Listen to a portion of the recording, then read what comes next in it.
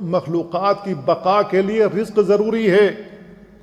اللہ رب العالمین نے سب کے لیے رزق متعین کیا ہوا ہے، سب کے لیے رزق بنایا ہوا ہے۔ امن ھذا الذی یرزقکم ان امسک رزقہ، کون ہے جو تمہیں رزق پہنچاتا ہے اگر وہ اپنی روزی روک لے؟ بل لجوا فی عتو و نفور، بلکہ وہ سرکشی اور نفرت میں اڑے ہوئے ہیں۔ اللہ رب العالمین اس آیت میں کہہ رہا ہے، اے نبی آپ ان سے کہیے جو کافر ہیں، جن کو تم نے حاجت روا مشکل کشا سمجھ رکھا اور سمجھتے ہو کہ یہ روزی دیتے ہیں، یہ تمہیں بچاتے ہیں، یہ تمہیں اولاد دیتے ہیں، بیماریوں سے شفا دیتے ہیں اور بیماریوں سے تمہیں بچاتے ہیں، اگر یہ لوگ ایسا کر رہے ہیں تو پھر ان سے پوچھو کہ اگر اللہ رب العالمین اپنی روزی تم سے روک لے تو اس روزی کو یہ لے کے آ سکتے ہیں، تمہیں دے سکتے ہیں؟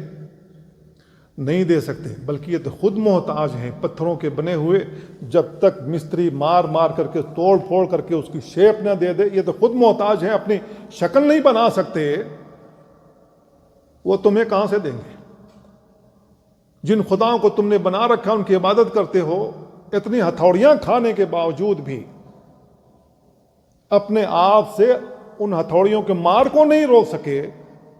تمہارے اوپر جب تلواروں کی ماریں پڑتی ہیں، ان کے سامنے کھڑے ہو جاتے ہم کو بچا لینا، یہ کہاں سے بچائے گا؟ پہلے تو یہی ہتھوڑا کھا چکا ہے۔ جس کی فطرت سلیم ہو، انسان قبول کرنے کے لیے تیار ہے، اللہ کے علاوہ کوئی نہیں ہے، اللہ کے علاوہ کوئی نہیں جو رزق پہنچا سکتا۔ پھر اللہ رب العالمین سے رزق کا سوال کرو، اگر رزق میں تنگی ہے تو اللہ رب العالمین تمہیں رزق عطا کرے گا۔